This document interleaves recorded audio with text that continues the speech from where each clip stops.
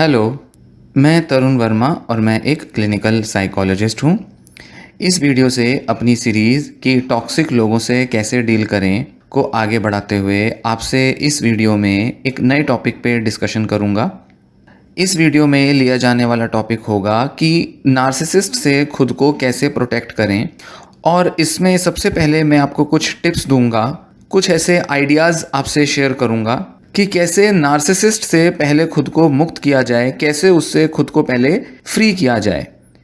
एक नार्सिसिस्ट से डील करने के लिए आपको कई अलग अलग लेवल पर वर्क करना पड़ेगा, कई सारी चीज़ों का ध्यान रखना पड़ेगा। लाइफ के अलग अलग एरियाज़ में आपको उनसे कैसे डील करना है ये आपको समझना पड़ेगा। तो सबसे पहले ज़रूरी है कि नार्सिसिस्ट से आने वाली जो टॉक्सिसिटी है उससे अपना बचाव कैसे किया जाए और अपने को कैसे फ्री किया जाए, क्योंकि आप अक्सर बड़ा बंधा हुआ, बड़ा ही बॉन्डेड सा फील करेंगे अपने को एक नार्सिसिस्ट के साथ। आपको लगेगा कि आप खुद को फ्री नहीं कर सकते, खुद को उससे मुक्त करना आपको बड़ा असंभव सा, इम्पॉसिबल सा लगेगा। तो यहाँ जो इस वीडियो में कुछ टिप्स होंगी वो कुछ इसी बारे में होंगी कि पहले कैसे अपने को फ्री महसूस किया जाए, आज़ाद महसूस करने के लिए सबसे पहले कदम क्या होने चाहिए, इस बारे में आपसे कुछ टिप्स शेयर करूंगा। आप ऐसा पाएंगे कि आपके रिलेशनशिप में, जो कि एक नार्सिसिस्ट से आपका किसी भी तरह का संबंध है, उसमें कई सारे अलग अलग डिफ़िकल्ट फेजेस आएंगे। कई बार आपको ऐसा लगेगा कि आपको बहुत बुरी तरह अब्यूज़ किया गया है, ह्यूमिलिएट किया गया है, धिक्कारा गया है, बेइज्जत किया गया है। आप इतना अकेला कई बार अपने को महसूस करेंगे कि बस आपको लगेगा कि अब गिव अप कर दो। आप पूरी तरह से एग्जॉस्ट महसूस करेंगे, वर्थलेस फीलिंग्स आएंगी आपके अंदर, रिजेक्टेड सा फील करेंगे। ऐसा लगेगा जैसे कि आपका सारा कॉन्फिडेंस गिर चुका है। बहुत ज़्यादा इमोशनल पेन महसूस होगा, जानते हुए भी कि किस तरह से एक नार्सिसिस्ट आपके साथ बुरा व्यवहार कर रहा है। आप फिर भी इस सिचुएशन का सामना करने से थोड़ा बचने की कोशिश करेंगे। आप बार बार खुद को कन्विंस करेंगे कि सब चीज़ें ठीक हैं या ठीक हो जाएंगी, और ऐसा सोच के आपको थोड़ी देर के लिए बेहतर महसूस हो जाएगा। कुछ दिन निकल जाएंगे जहां आप थोड़ा बेटर फील करेंगे, पर फिर से वही साइकिल आपकी चालू होती रहेगी, जो कि एक नार्सिसिस्ट के साथ अक्सर आपको एक्सपीरियंस में आती है। जैसे जैसे समय बीतता जाएगा आप पाएंगे कि आप बहुत ही बुरा महसूस करने लगे हैं, बहुत ही बदतर महसूस करते हैं, और धीरे धीरे आपको पता चलेगा कि किस तरह से आप खुद ही को धोखे में रखते हैं। कई बार आपको ऐसा लगेगा कि जैसे आप कहीं फंस चुके हैं, जैसे किसी जेल में हैं, और यहाँ से एस्केप करना करीब करीब इम्पॉसिबल सा हो गया है। इसलिए ये जो नार्सिसिस्ट से डील करने का जो पूरा प्रोसेस है ये बहुत चैलेंजिंग होगा, और कई बार आपको लगेगा कि आपके अब बस में नहीं है या आप उनसे डील नहीं कर सकते। पर कहीं ना कहीं से तो शुरू करना ही है, किसी ना किसी तरह से तो आपको अगला स्टेप लेना ही है, ताकि आप उनसे बेहतर तरह से डील कर सकें। क्योंकि हो सकता है कि इस रिलेशनशिप को पूरी तरह से अवॉइड करना आपके लिए पॉसिबल ना हो, तो कहीं ना कहीं तो आपको डील करना सीखना पड़ेगा। जब आपको ये रियलाइज़ हो जाता है कि अब इस नार्सिसिस्ट से मुक्ति लेने के लिए आपको कुछ ना कुछ पैंतरा लगाना पड़ेगा, तो आपको धीरे धीरे खुद को ट्रेन करना पड़ेगा कि कैसे आप उनके ईगोसेंट्रिक बिहेवियर के लिए इम्यून हो जाएं। मतलब इस तरह से अपने माइंड को, अपने बिहेवियर को कंडीशन कर लें, ऐसे अपने को ट्रेन कर लें ताकि आप उनके स्वार्थ के सामने खुद को स्ट्रांग फील कर पाएं और एक तरह का इम्यूनिटी हो जाए। मतलब आप इस तरह से बन जाएं कि आपको उनके व्यवहार का, उनके बिहेवियर, थिंकिंग, और वो जो भी बोलते हैं, जिस भी तरह से झूठ बोलते हैं, उसका आप पर असर पड़ना कम हो जाए या करीब करीब बंद हो जाए। तो इसी बारे में इस वीडियो में कुछ आपसे अब मैं टिप्स शेयर करूंगा। सबसे पहला इंपॉर्टेंट पॉइंट होगा कि आपको हौसला बांध के रखना है, डिटरमाइंड रहना है और इंडिपेंडेंट बनना है। अपनी ज़िंदगी जैसे जीना चाहते हैं वैसे जीने के प्रयास, एफर्ट्स लेते रहने हैं। दूसरा पॉइंट, खुद को अलाउ नहीं करना कि आप एक नार्सिसिस्ट के साथ कुछ ऐसी डिस्कशंस या आर्ग्यूमेंट्स करें जिससे कि आपकी इमोशंस और एनर्जी पूरी तरह से एग्जॉस्ट हो जाएं, ड्रेन हो जाएं। तीसरा पॉइंट, नार्सिसिस्ट को कॉम्प्लीमेंट्स देना बंद करें, उसको अटेंशन देना बंद करें और उसकी वाहवाही करना, अप्रिशिएट करना, प्रेज करना उसको बंद करें, क्योंकि यही वो चीज़ें हैं जो नार्सिसिस्ट आपसे चाहता है। और ये सब जो आपके बिहेवियर्स हैं जो आपके कॉम्प्लीमेंट्स हैं, तारीफ़ें हैं, ये नार्सिसिस्ट के बिहेवियर को, एब्यूज़ को बढ़ावा देती हैं। नेक्स्ट पॉइंट, अपनी जो कन्वर्सेशंस हैं नार्सिसिस्ट के साथ वो छोटी रखें, शॉर्ट कन्वर्सेशंस करें। नार्सिसिस्ट को मज़ा आता है सेंटर ऑफ अटेंशन बनने में, और उनके साथ इंगेज होकर आप सिर्फ उनकी इस नेगेटिव एनर्जी को बढ़ावा दे रहे हैं। वो टॉक्सिसिटी से भरे पड़े हैं, उनके अंदर बहुत सारा ऐसा अभिमान है, ओवर कॉन्फिडेंस है कि जितनी बार भी आप उनके साथ बातचीत में इन्वॉल्व होंगे, लंबी लंबी कन्वर्सेशंस, बहस और ना जाने कितनी कितनी क्लैरिटीज़ देंगे, जस्टिफाई करेंगे, आप एक्चुअल में उनके नार्सिसिज्म को और ज़्यादा बूस्ट करेंगे और ऐसे में वो और ज़्यादा कन्वर्सेशंस को टॉक्सिक बना देंगे, और ऐसे में ये जो टॉक्सिसिटी का जो फ्लो है ये आपकी तरफ आएगा और आपको और भी ज़्यादा परेशान करेगा। इसलिए आपको टॉक्सिक आर्ग्यूमेंट से जितना पॉसिबल हो सके उतना दूर रहना है।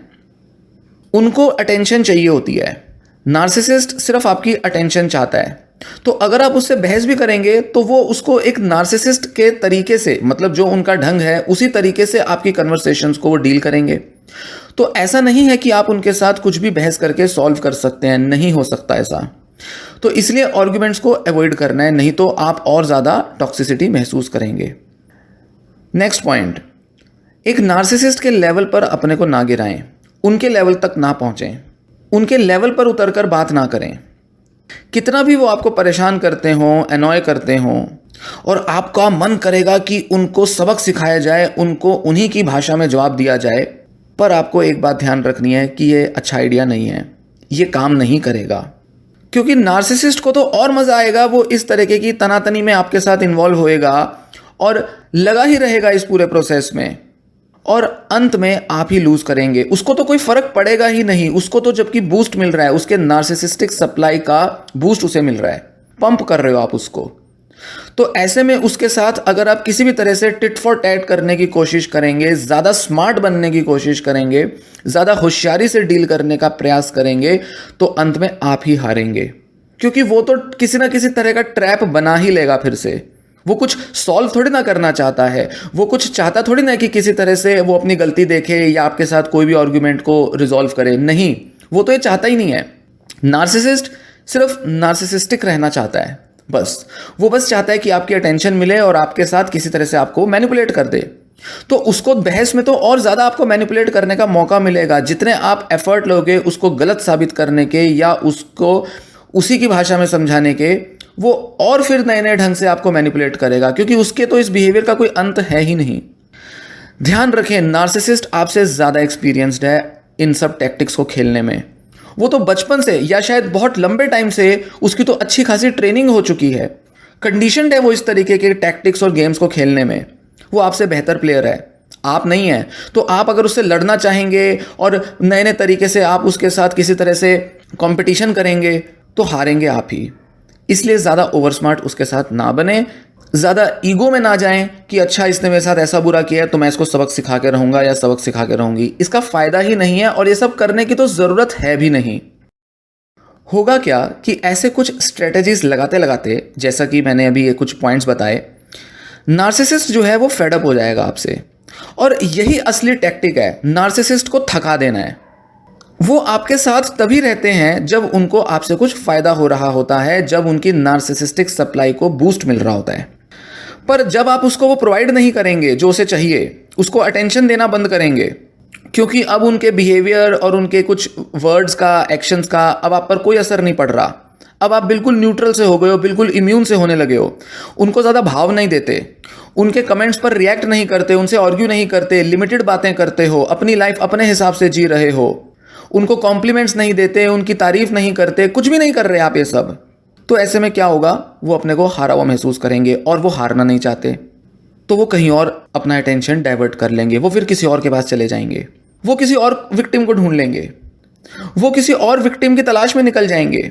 क्योंकि उसको तो कोई विक्टिम चाहिए, उसको तो कोई चाहिए जहां उसको अटेंशन मिले, जहां उसको बूस्ट मिलता रहे, पंप मिलता रहे, उसकी टॉक्सिसिटी बढ़ती रहे, उसको दूसरे को मैनिपुलेट करने का मौका मिलता रहे।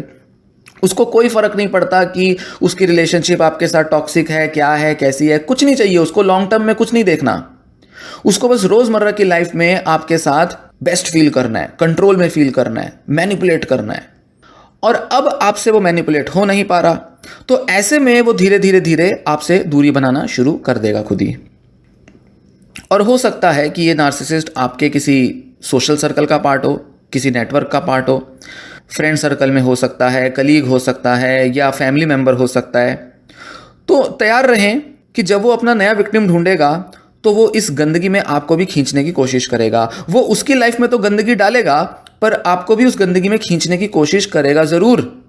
वो उस व्यक्ति को बताएगा, जैसे कि वो कोई पार्टनर हो सकता है या कोई रिश्तेदार हो सकता है, कोई भी हो सकता है, वो उनको बताएगा कि आप कितने गंदे इंसान थे, कितना उनको परेशान किया आपने, कितना आपने उनकी लाइफ को बर्बाद किया। वो ऐसा दिखाने की कोशिश ज़रूर करेंगे।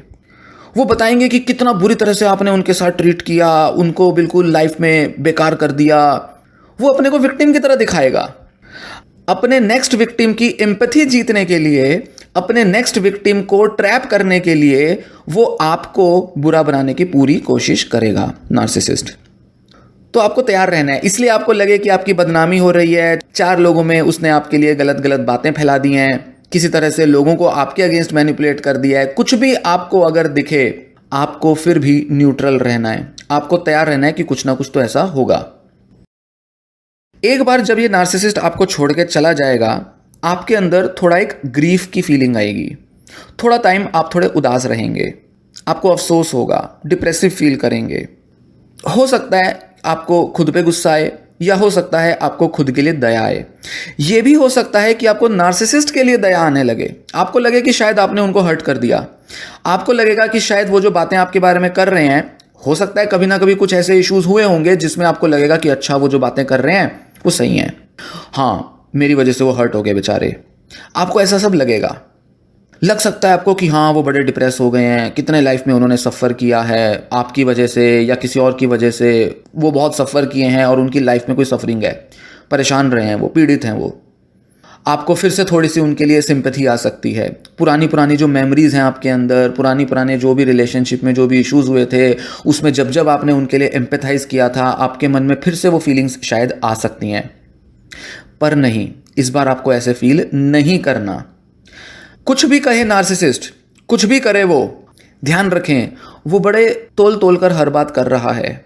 उसकी सब सोची समझी साजिश है। वो सोच समझकर अपने नए विक्टिम को ट्रैप करने के लिए कर रहा है सब। तो हो सकता है आपके बारे में कुछ गलत गलत बातें वो फैला दे। आपको उसके लिए सॉरी फील नहीं करना। आपको उसके पास जा जाके उसको कन्विंस नहीं करना, उसके साथ रिलेशनशिप को दोबारा शुरू नहीं करना, दोबारा से सोच के कि हाँ सब चीज़ें सॉर्ट आउट हो जाएंगी, ये वो सब हो जाएगा। नहीं, फिर से आप उसको अटेंशन देंगे, फिर से आप उसको भाव देंगे। हो सकता है फिर से आप ट्रैप में फंस जाएं, और चांसेस बहुत हाई हैं कि वो फिर से आपकी लाइफ में एंटर कर जाएगा। क्यों? क्योंकि उसकी नार्सिसिस्टिक सप्लाई को आपने फिर से पंप कर दिया। दूर रहकर भी आपने उसको नार्सिसिस्टिक सप्लाई दे दी। कहने को आपका ब्रेकअप हुआ, कहने को आप उससे दूर हटे, पर नहीं, कहीं ना कहीं दूर होकर भी उसने आपको अपने ट्रैप में फिर से खींचने की कोशिश की। जब उसने आपको बुरा बनाया, अगर आप अफेक्ट हो गए तब भी, तो कहीं ना कहीं आप फिर से उसके ट्रैप में फंस जाओगे। तो ज़रा ध्यान दें कि कई कई तरीके से वो आपको ट्रैप में फंसा सकता है, या ये कहें कि आप उसके ट्रैप में फंस सकते हैं। ध्यान दें कि उनको गुस्सा है या वो बहुत दुखी हैं, इसलिए वो ऐसा नहीं कर रहे। मतलब दूसरे के नज़र में आपको बुरा बना रहे हैं, या वो दिखा रहे हैं कि वो बड़े अकेले हैं, सफ़र कर रहे हैं, उनकी लाइफ में सब बुरा बुरा हो रहा है। कुछ भी वो आपको नैरेटिव दे, ध्यान रखें वो बड़ा नपे तुले तरीके से कर रहा है। उनको पता है वो क्या कर रहे हैं। एक नार्सिसिस्ट जानता है कि वो जो भी कर रहा है, जो भी आपसे बात कर रहा है, या उसकी जो भी एक्शंस हैं, चाहे वो ज़्यादा अल्कोहल लेना शुरू कर दे या कुछ भी करे, वो सब जानता है कि वो ट्रैप कर रहा है आपको। बस वो दिखाएगा नहीं ऐसा, वो डायरेक्टली बोलेगा नहीं ऐसा। नार्सिसिस्ट तभी डिप्रेस फील करना शुरू करता है जब उसको सप्लाई नहीं मिल रही। इसलिए वो कोई नया स्टिमुलस लेने ज़रूर भागेगा, जैसे अल्कोहल लेगा, ड्रग्स लेगा, ऑपोजिट सेक्स की तरफ जाएगा, सेक्स करेगा, शॉपिंग करेगा, कुछ ना कुछ करेगा वो। और जैसे ही उनको उनकी सप्लाई मिलनी शुरू हो जाएगी, फिर वो नॉर्मल फील करने लगेंगे, डिप्रेशन उनका गायब हो जाएगा, हेल्पलेस फील नहीं करेंगे फिर वो। इसलिए आपको कुछ ना कुछ ऐसा प्रोटेक्टिव वर्क करना है, कुछ ऐसा काम करना है खुद के ऊपर, जिससे कि आप इस पूरे ट्रैप से, इस पूरे जंजाल से बाहर आ पाएं। खुद के लिए बहुत ज़्यादा सॉरी फील करने में समय ना बिता दें। खुद को इस गिल्ट में, इस ग्रीफ में रखने में ज़्यादा देर तक उलझाए ना रखें। आपको कैसा भी बुरा लगे, कोशिश करें कि इससे अपने को बाहर निकालने में जल्दी से जल्दी ज़्यादा से ज़्यादा अच्छे एफर्ट्स लें। जैसे आप कुछ ऐसे फॉलोइंग एफर्ट्स ले सकते हैं जो कि अब मैं आगे बताऊंगा। जैसे सबसे पहले तो आप अपना खान पान ठीक रखें, एक्सरसाइज करें, अपनी फिजिकल बॉडी का, अपनी फिजिकल हेल्थ का ध्यान रखें, वॉक करें रेगुलरली, नए लोगों से मिलें जिससे कि आप बेटर फील कर पाएँ, सोशलाइज कर पाएँ। शायद हो सकता है कि नार्सिसिस्ट के साथ रहते रहते आपकी सोशल लाइफ ख़राब हो चुकी थी, उसको दोबारा से रिवाइव करें। जिन लोगों पर आप भरोसा करते हैं उनसे चर्चा करें, अपने दिमाग से ये सब टॉक्सिसिटी निकालने के लिए नए नए लोगों के ओपिनियंस लें, व्यूज़ लें, थोड़ा बेटर फील करेंगे। लगेगा कि हाँ, ये सब बातें तो मेरे फ्रेंड्स, मेरे रिलेटिव्स पहले ही बोलते थे। धीरे धीरे आपको रियलाइज़ होने लगेगा, आप नए नए पर्सपेक्टिव से रिलेशनशिप को देखना शुरू करेंगे। अगर आपको रोना आए या चीखने चिल्लाने का मन करे तो ऐसा करें। अगर आपको लगे आप बहुत देर तक रोना चाहते हैं तो भी आप रोएं, रोके ना खुद को। बहुत सा एब्यूज़ आपने फेस किया है, बहुत सा मेंटल पेन आपने एक्सपीरियंस किया है। ये सब जो आपने सहा है, इसकी वजह से आप में बहुत सारी इमोशंस भर चुकी हैं। आप इन इमोशंस को सही तरह से ना एक्सप्रेस कर पाए, ना समझ पाए, ना किसी को बता पाए। इसलिए जैसे जैसे आप नार्सिसिस्ट से फ्री होते जाएंगे, आप पाएंगे कि आप पहले से ज़्यादा अपनी इमोशंस को एक्सप्रेस कर पा रहे हैं, या आपकी ये जो इमोशंस हैं वो कभी कभी आउट ऑफ कंट्रोल फील होंगी। तो ये करें, क्योंकि नार्सिसिस्ट ने आपकी इमोशंस को बिल्कुल दबा दिया था। अपने लिए रिलैक्स करने के तरीके ढूंढें, जैसे नहाने में लंबा टाइम लें, लॉन्ग बाथ। ज़्यादा देर नहाने से रिलैक्सेशन मिलती है।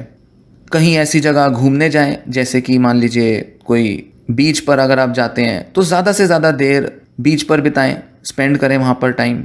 या कोई वाटरफॉल है, वहाँ पर ज़्यादा टाइम स्पेंड करें। तो ऐसे ट्रैवल करने से, किसी लंबी वैकेशन पर जाने से, या घर पर ही काफ़ी देर तक रिलैक्सिंग एक्टिविटी करने से आपको इम्प्रूवमेंट महसूस होगी। मूवीज़ देखें, वेब सीरीज़ देखें, अपने माइंड को डिस्ट्रैक्ट करने की कोशिश करें ताकि आप अपनी लाइफ में इन्वॉल्व हो सकें, लाइफ में और कुछ चीज़ों पर ध्यान दे सकें। ध्यान भटकाना तो होगा, वो ज़रूरी होगा, ताकि आप फिर से अपनी पुरानी लाइफ को रिज्यूम कर सकें या कुछ नया कर सकें, जिससे कि आपका मन हट जाए और आप अपने को बेटर बनाने में नए नए एफर्ट्स लेने लगें। जर्नलिंग करें, अपने थॉट्स, अपने इमोशंस के बारे में लिखें।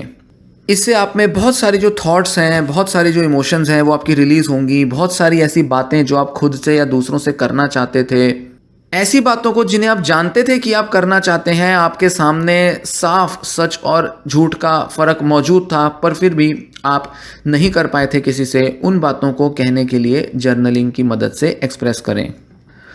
कुछ नया खरीदें, शॉपिंग करें, नई नई चीज़ें खरीद सकते हैं जिससे कि आपको रिलीफ मिलेगा। घर का थोड़ा नया सामान खरीदें। वॉलंटियर करें, जैसे कि किसी सोशल वर्क में, किसी भी ऐसे कॉज में जिससे कि आपको थोड़ा रिलीफ मिले। आपको लगे कि आफ्टर ऑल एक गलत इंसान के साथ आपने इतने टाइम तक अपने को इन्वेस्ट किया, कम से कम किसी सही जगह इन्वेस्ट करके आपको थोड़ा मीनिंगफुल फील होगा। लगेगा कि आप कुछ वैल्यूएबल कर रहे हैं अपने लिए और दूसरों के लिए, जिससे दूसरों की लाइफ में कुछ बेटरमेंट हो रहा है, वेलफेयर हो रहा है। क्योंकि एक गलत इंसान के साथ इतना टाइम आपने स्पेंड कर दिया कि लगेगा कि अब आपका कॉन्फिडेंस गिर चुका है। अब अपना कॉन्फिडेंस गेन करने के लिए दूसरे लोगों से कनेक्ट करें। और एक्ट ऑफ गिविंग, कुछ देने का जो हमारा जो एक्शन होता है, हमारा कर्म होता है, वो हमें बेटर फील कराता है, हमें कम्युनिटी के साथ जोड़ता है। कुछ थेरेपीज ले सकते हैं, साइकोलॉजिस्ट से मिलके कुछ इमोशनल हीलिंग के लिए थेरेपीज सीख सकते हैं, जैसे कि इमोशनल फ्रीडम टेक्निक, EFT। ये थेरेपीज़ काफ़ी इफ़ेक्टिव होती हैं, जिससे कि ट्रॉमा को हम रिलीज़ कर सकते हैं। बहुत सारी ऐसी पेनफुल इमोशंस को रिलीज़ करने में, उनसे हील करने में ये थेरेपी काफ़ी हेल्पफुल होती है।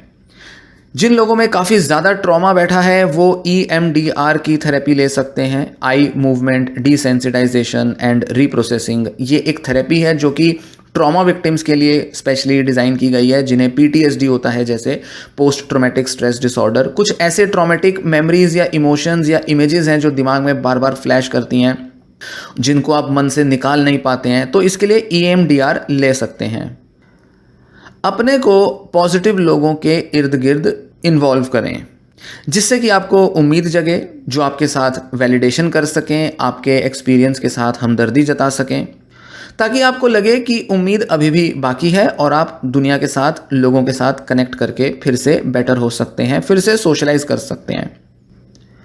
अपने घर में ऐसी कोई भी चीज़ या अपने मोबाइल या डिजिटल डिवाइसेस में कोई भी ऐसी चीज़ जो आपको आपके पार्टनर या उस नार्सिसिस्टिक पर्सन के बारे में याद दिलाती है, उसे नष्ट कर दें, उसे ख़त्म करें। ऐसी चीज़ों को अपने पास ना रखें जिससे आपको अपने पार्टनर की या अपने नार्सिसिस्टिक जो भी व्यक्ति रहा है, जो भी पर्सन है ये, उसकी याद आ जाए जिस भी तरह से। ऐसी चीज़ों को अपने से दूर करें।